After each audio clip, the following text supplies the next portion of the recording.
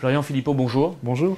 Est-ce que le sauvetage de l'euro a un lien avec l'austérité imposée aujourd'hui aux Français?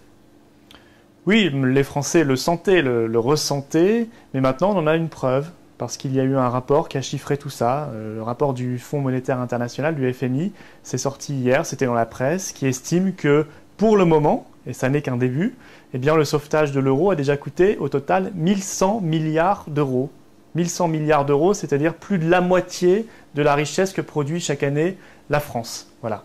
Alors ça n'est qu'un début parce qu'on est en train de mettre en place de nouveaux instruments. Je pense au mécanisme européen de stabilité, qui, pour faire simple, c'est un traité qui permet de mutualiser, qui oblige les États de la zone euro à mutualiser leurs dettes, à payer les uns pour les autres, en attendant que tous tombent comme des dominos. Donc, vous le savez, on a déjà payé pour les plans de renflouement de la Grèce, du Portugal, de l'Irlande.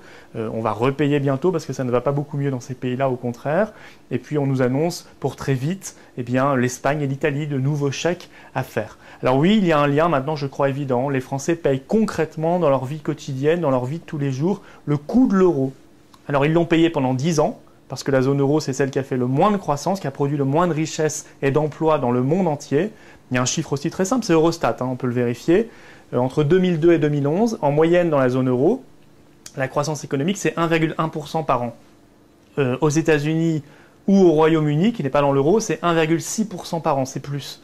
Et en Suède, qui n'est pas dans l'euro, c'est même 2,5% par an. Pourtant, c'est un petit pays.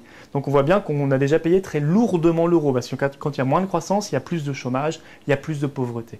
Et bien là, on le paye encore plus, j'ai envie de dire c'est la double peine, parce que maintenant on paye le sauvetage. Voilà. On n'arrête pas de remettre dans la machine un peu plus d'euros, un peu plus de centaines de milliards d'euros pour que ça tienne artificiellement en vie, pour que ça se maintienne, alors que c'est condamné, alors que c'est une monnaie qui est déjà datée, une monnaie périmée, une monnaie condamnée, une monnaie quasiment déjà morte.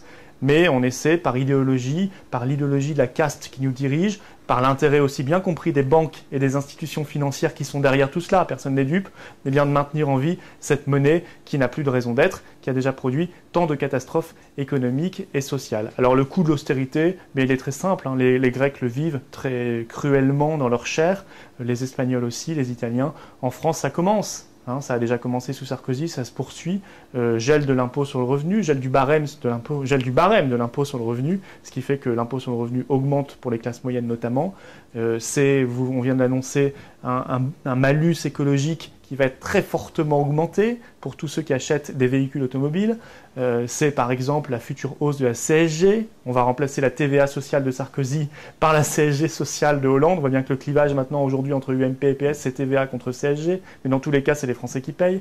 Et puis c'est les retraités qui bientôt vont être mis à contribution très lourdement par cette hausse de la CSG, par l'augmentation de toute l'imposition qui pèse sur eux. Voilà le coût du dogmatisme, voilà le coût aussi d'une politique qui tourne le dos aux Français, parce que quand les Français disent non, ou quand les Néerlandais disent non, on ne les écoute pas, on passe outre et on continue, on fonce tête baissée. Nous disons stop, on arrête de payer, on arrête le carnage économique et social, on se met ensemble autour d'une table et on décide la fin concertée de cette expérience ratée.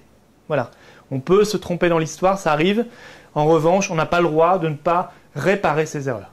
Donc nous, on demande de réparer cette erreur de l'euro et puis de se concerter pour mettre fin à cette expérience. Ça peut se faire sur plusieurs mois avec nos partenaires européens, mais il faut le faire maintenant. Il faut en tout cas arrêter de foncer dans l'idéologie parce que ça n'est jamais bon. Merci Florian Philippot. Merci.